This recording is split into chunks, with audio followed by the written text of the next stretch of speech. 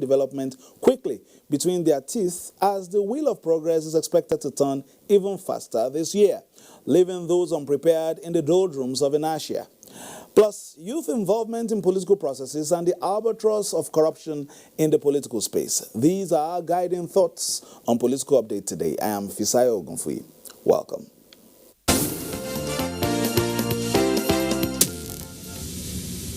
Let's start with the weekend in retrospect, because over the weekend, 11 states witnessed the 28 court-ordered rerun elections. Mia Ogidi reports that it was a mixed bag of violence in some areas and a peaceful, seamless process in others.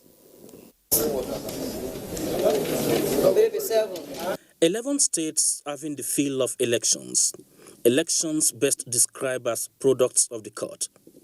2 in Abia State, 2 in Akwa Ibom, Bauchi State 2, Benue 1, and Cross River 3. That is not all.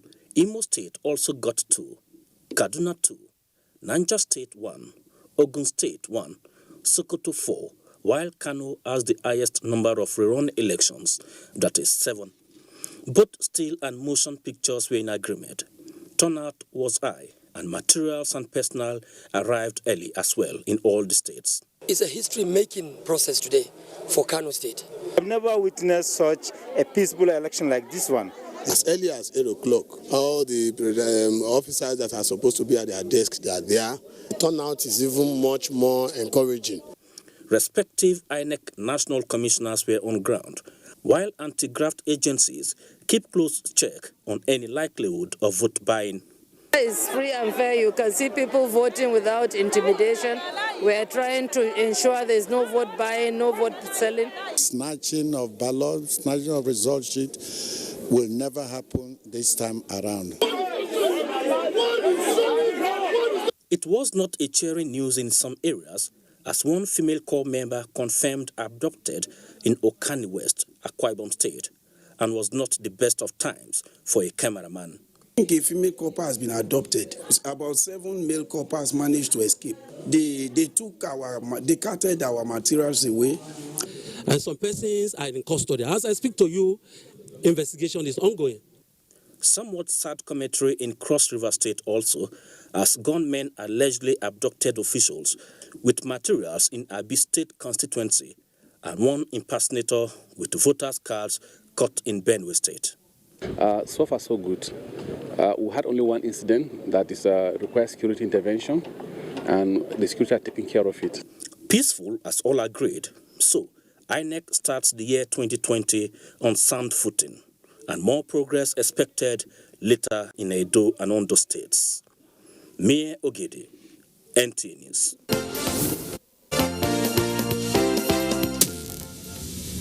Meanwhile, results for the 28th court-ordered rerun elections were announced by INEC on Sunday. Former House Chairman on Appropriation Abdul Mumun Jibrin lost his bid to return to the House as PDP's Aliyu Deto Yako defeated him at the polls. Again, Mia Ogidi has the breakdown.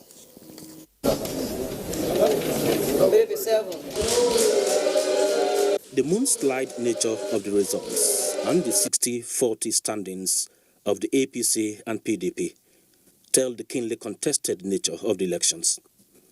PDP had a good ride in Akwa Ibom State, taking charge of the Akwa Ibom Northwest Senatorial District, as well as Ekot Ekpene Obot Akara Federal Constituency, while APC smiles at Ijebuode Federal Constituency in Ogun State.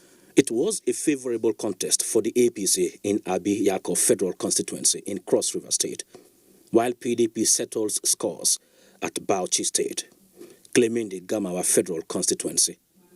Out of the 4 federal constituency rerun elections in Kano State, it is 50-50 for APC and PDP for now.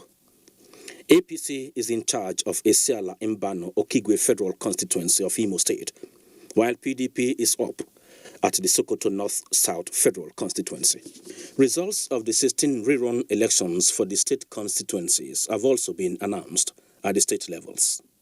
Away from the results, INEC officials kidnapped on Saturday in Cross River State have regained freedom. With this, the 2019 general elections have formally been brought to conclusion, and INEC's attention now shifts to Edo and Ondo governorship elections this year, all things being equal. Mayor Ogede, NT News.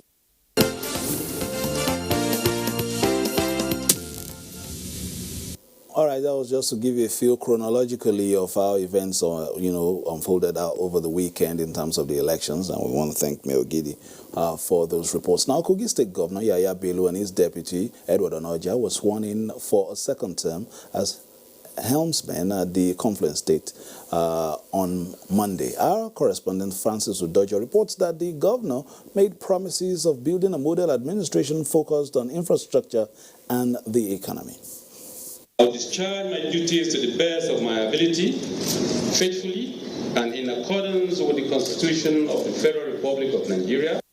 That was the oath of allegiance and swearing in of Governor Yahaya Bello by the Chief Judge of Kogi State, Justice Nasiru Ajana, with the achievements of the present government in capacity building and human development, especially in the areas of education, health, agriculture and security, infrastructure, job creation and civil service reforms.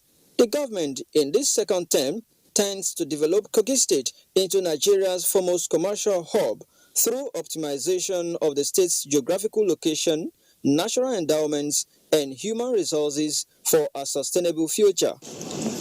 We will do everything in our power as government to make sure they are productive, prosperous, and peaceful. So help me God. The event provided an opportunity for the people to celebrate, although with very high expectation that the new administration will surpass its performance going forward. Francis Udojo, NTA News.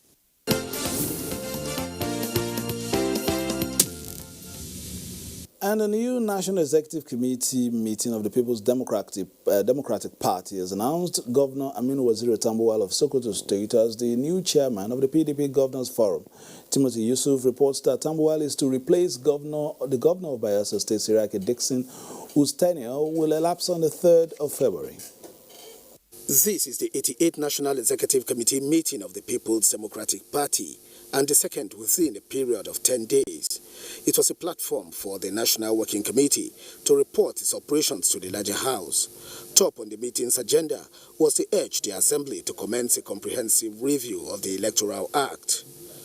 As the issue of the last general election rounds up with the conclusion of court cases, the National Working Committee, NWC and NEC is putting machineries in place to review the 2019 general election. With regard to these legislations that are pending, we want to let you know that we need your support. On the emergence of Governor Aminu Waziri Tambuwal as new chairman of the forum, there was no election as a unanimous resolution by the PDP governors appointed him as their chairman. The governors met and we have unanimously accepted Governor Aminu Tambuwal as the next chairman of PDP Governors Forum. We shall continue to work together in unity and work with the National Working Committee and leadership of the party in ensuring that programs of the party, especially in our respective states, in line with our manifestos, are implemented. Governor Dixon of Bayelsa State, who is the outgoing chairman of the forum, was, however, absent at this meeting in Abuja. Timothy Yusuf, NTA News.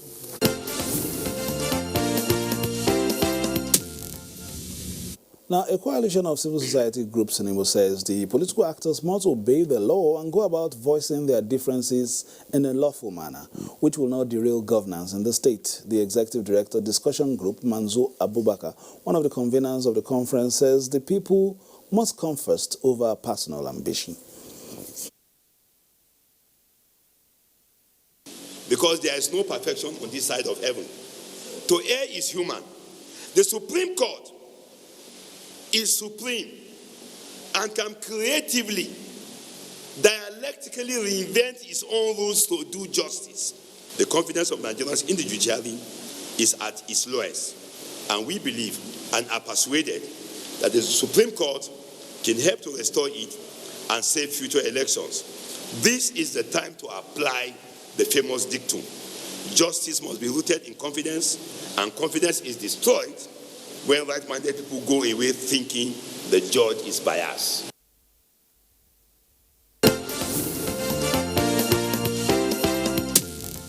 Right, so many things to talk about, of course, in the political space, but the conversation continues on involvement in politics, the rule of law, and, of course, the musical chairs across the country. We'll look at all that in the course of the program. Well, joining us now is Dr. Arome Salufu, Executive Director, Africa Youth Growth Foundation. Thank you for joining us. Thank you so much. Let's start from the youth perspective. Of course, you saw again, of course, some core members abducted, released, and all that.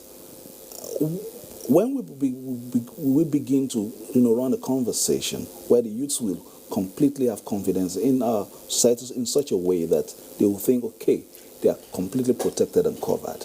When we even at times see them as cannon fodder in some of these electoral processes. Yes, thank you so much for having me. The truth is we have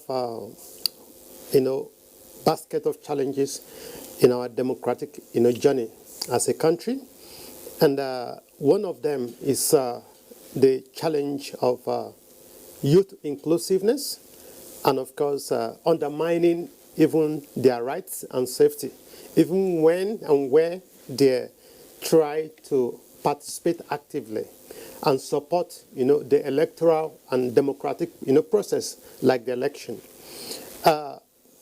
It is unfortunate that we have a political system that the key actors, the politicians, often exhibit highest level of desperation,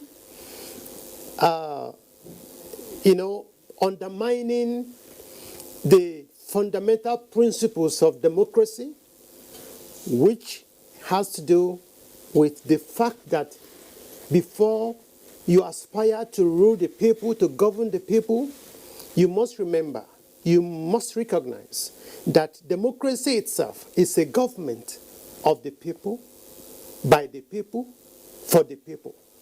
And so any intention or action to take away the people out of the process automatically nullifies the essence of democracy. And what we have seen over the years has been that the politicians, the political actors have relegated this very definition of democracy to the background and enthroned their personal understanding and their personal sentiment and their personal ambition over and above that collective understanding and definition of democracy. All right, let's move a bit and broaden it a bit. Now, your passion is youth development and empowerment, and in the course of the year, the past year, and this one, have you been able to engage in terms of looking at it, in terms of seeing perhaps a steady growth? What have you noticed in terms of the participation of youth, of course, in the polity, as well as the productive engagement of the youth, especially in our own economy? Thank you. First and foremost, you cannot have productive, enlightened, educated, and well-empowered youth demography until and unless you have the elders who are ready, willing to support and give the space for the development, for the growth and engagement of the youth resources, both in the democratic process and even in terms of economic development. Now, when you talk about youth demography, or you talk about youth population, don't forget that there are elderly ones that have traveled the same route before them. And they listen to the elderly ones. They watch the elderly ones. They copy the elderly ones. They, follow the attitude, the character, and the behavior of the elderly ones. And that is the negative narrative that we have, unfortunately, for the younger generation. Now, that is the reason why if you see where we have cases of young people occupying offices, even their delivery is being undermined because they are copying the wrong things from the wrong people. Let's move on. Let's move on very quickly so that we can cover a few things. Okay. We saw, what happened over the weekend. There's some places, a lot of pass marks and all that.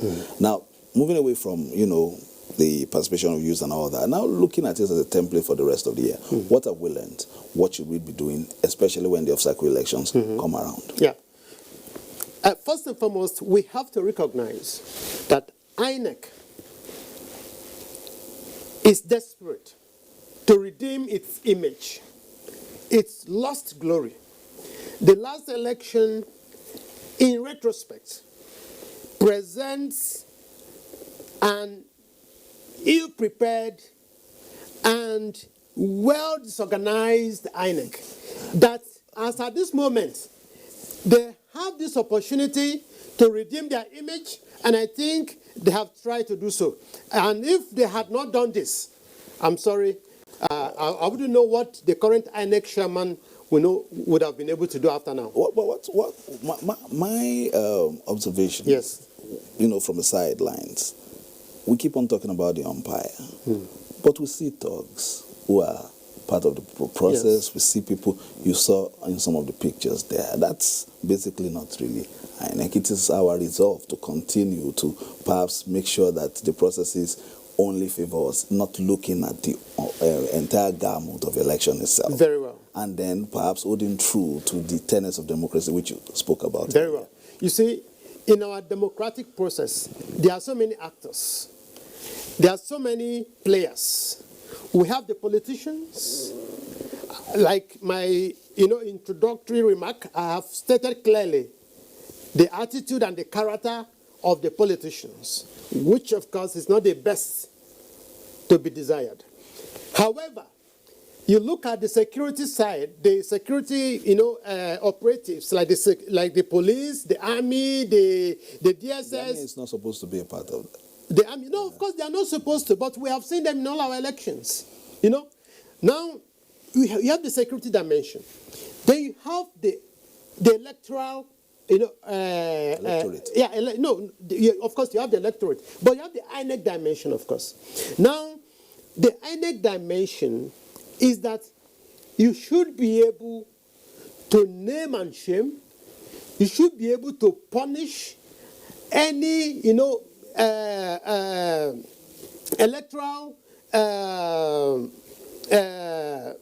overreach, either by the politicians or by thugs or even the security operatives, because you are the man in charge. You are the person at the center of the entire process. So you should be able to name and shame, number one. You shouldn't. It's just of recent that INEC is coming out to say they are not happy with the conduct of the security, personnel in the last election.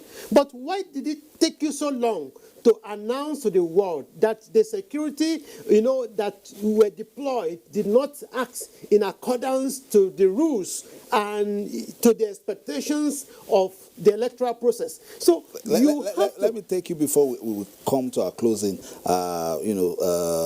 points there. If we still have the story on the Governors Forum by Saliu Abdullahi, if we still have it, we'll probably take it before we close shop.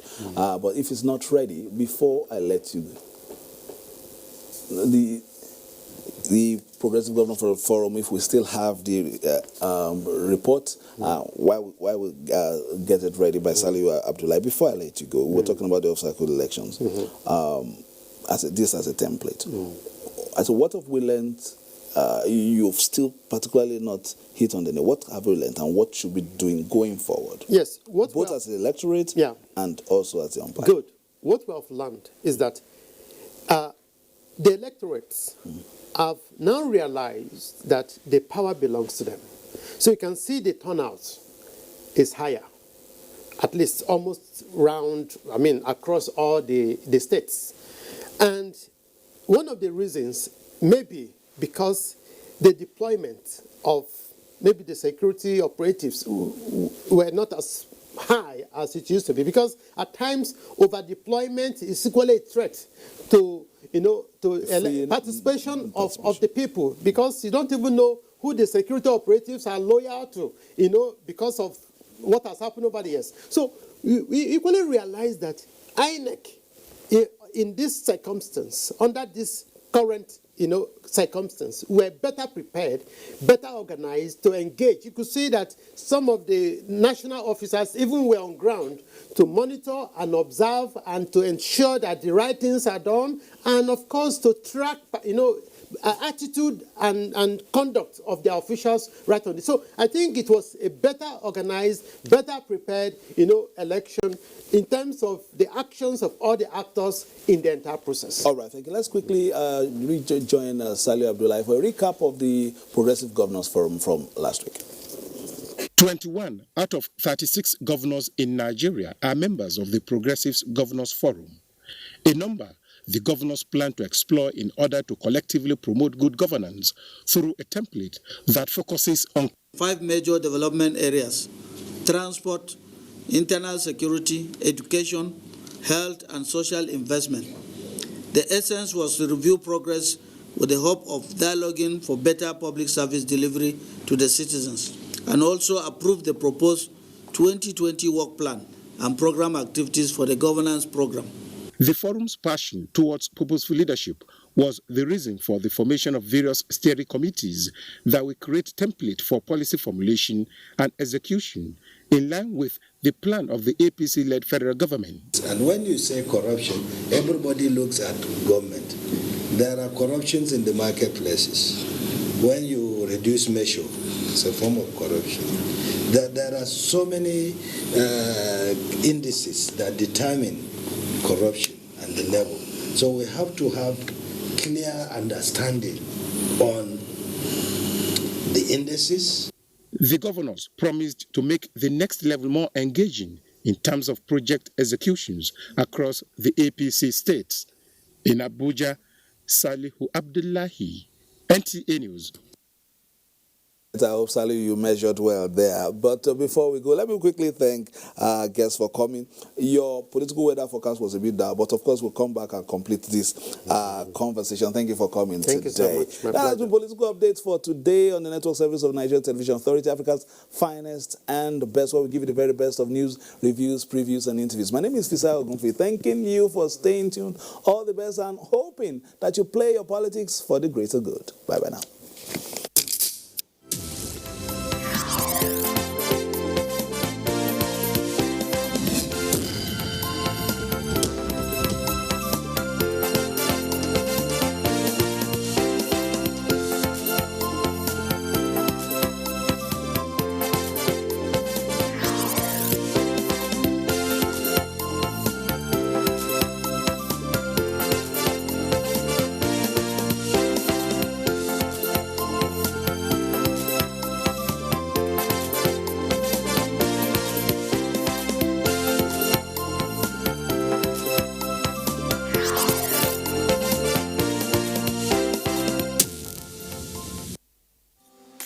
Can I see your particulars, sir? Officer, my particulars no dey here. In that case, you'll have to come with me to the police station. Officer, which levels? Where I for find you something make you take arrange your weekend. What? Offense number 1, driving without particulars. Offense number 2, trying to bribe an officer of the law. I won't harass Nigerians or take bribe. Change begins with me. This message is brought to you by the National Orientation Agency in conjunction with the Federal